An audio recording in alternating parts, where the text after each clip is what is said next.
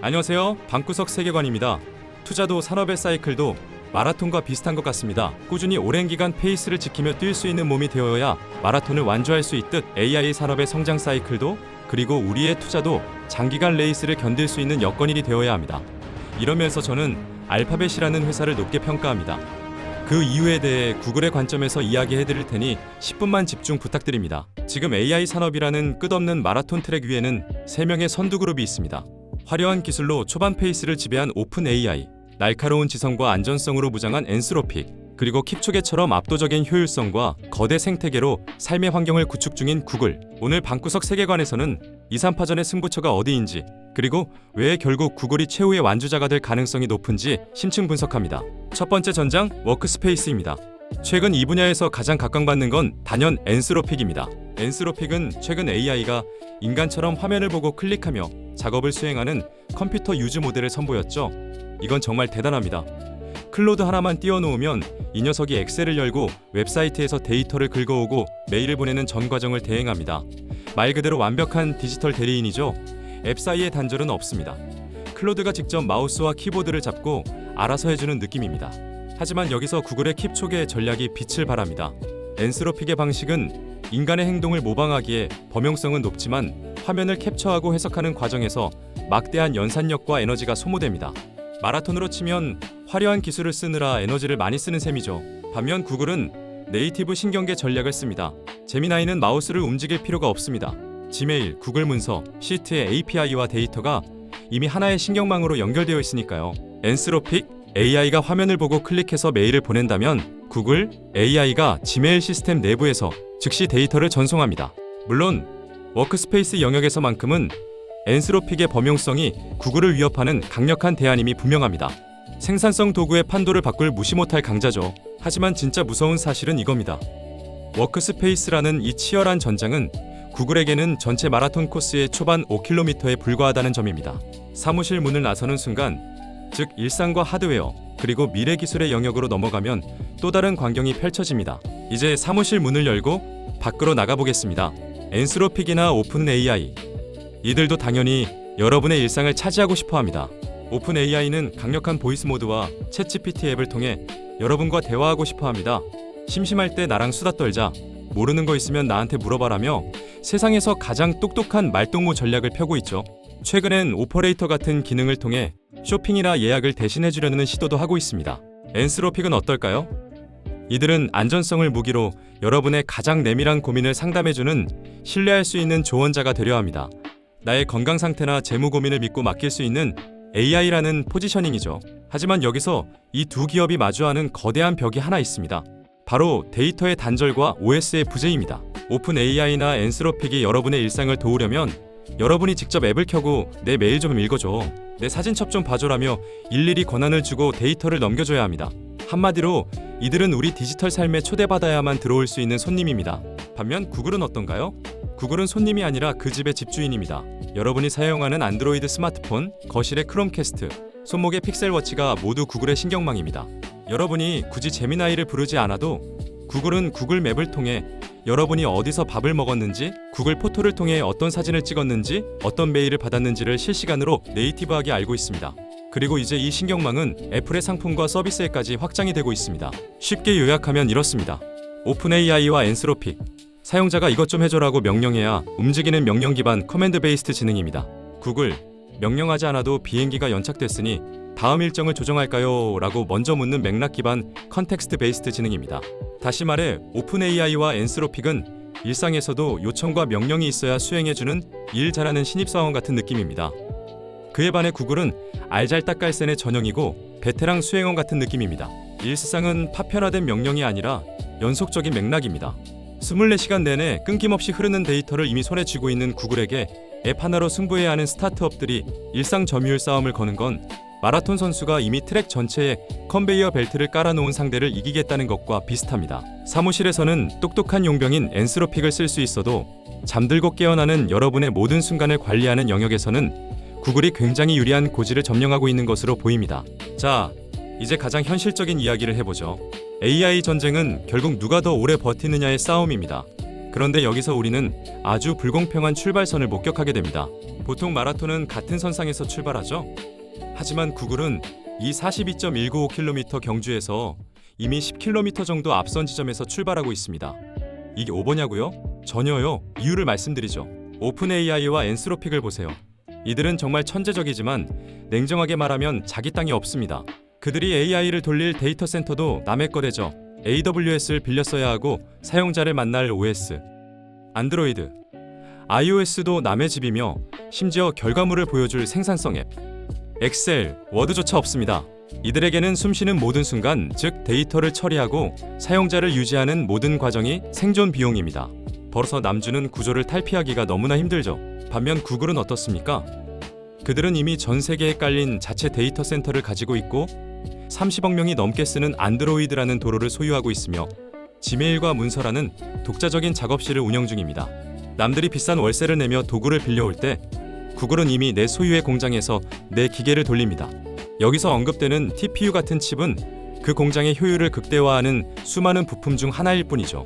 결론적으로 스타트업들이 매 분기 수조 원의 현금을 태우며 제발 우리 도구를 써달라고 마케팅 비용을 쏟아부을 때 구글은 이미 깔려있는 생태계 위에서 클릭 한 번으로 수억 명에게 AI를 배포합니다.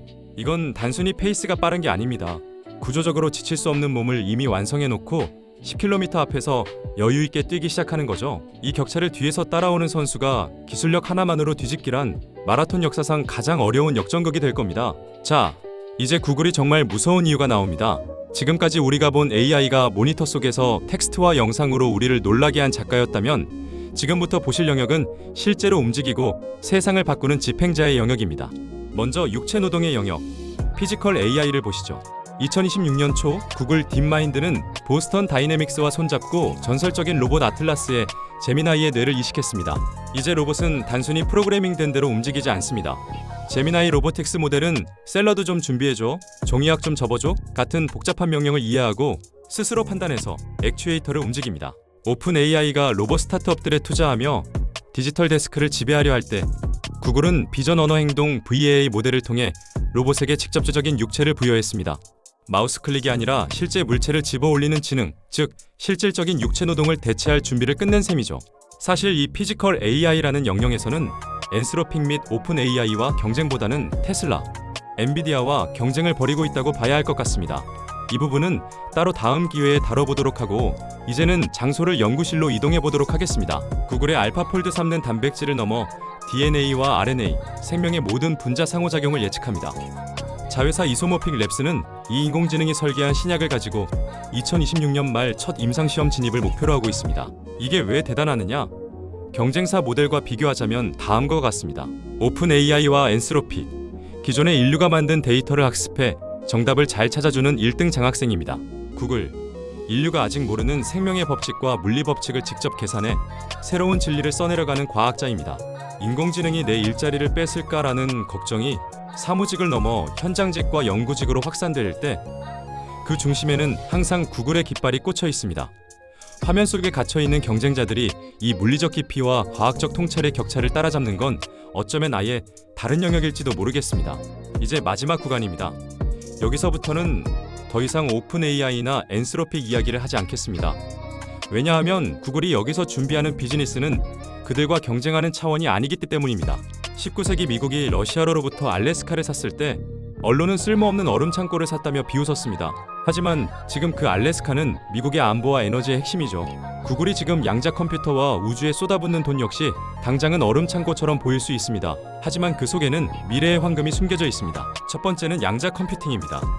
최근 구글이 공개한 105큐비트 양자 칩 윌로우의 성과를 보십시오.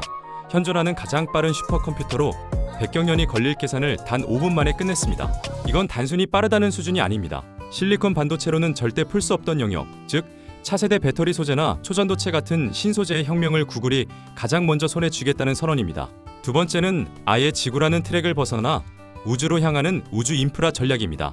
구글은 지금 세 가지 핵심 축으로 우주를 정복 중입니다. 프로젝트 선캐쳐, 플래닛 랩스와 협력해 2027년 초 TPU를 탑재한 2개의 우주 데이터 센터 프로토타입 위성을 쏘아 올립니다. 지상보다 8배 강력한 태양광 에너지를 직접 쓰면서 냉각수 걱정 없이 무한한 AI 연산을 하겠다는 구상이죠. 스페이스 클라우드. 최근 구글 클라우드는 위성 제조사 리오빗과 손잡고 우주에서 직접 데이터를 처리하고 통신하는 분산형 메쉬 네트워크 구축에 나섰습니다. 지상으로 데이터를 내려보낼 필요 없이 우주에서 즉시 AI가 분석을 끝내는 궤도 위에 에지 컴퓨팅 시대가 열리는 겁니다.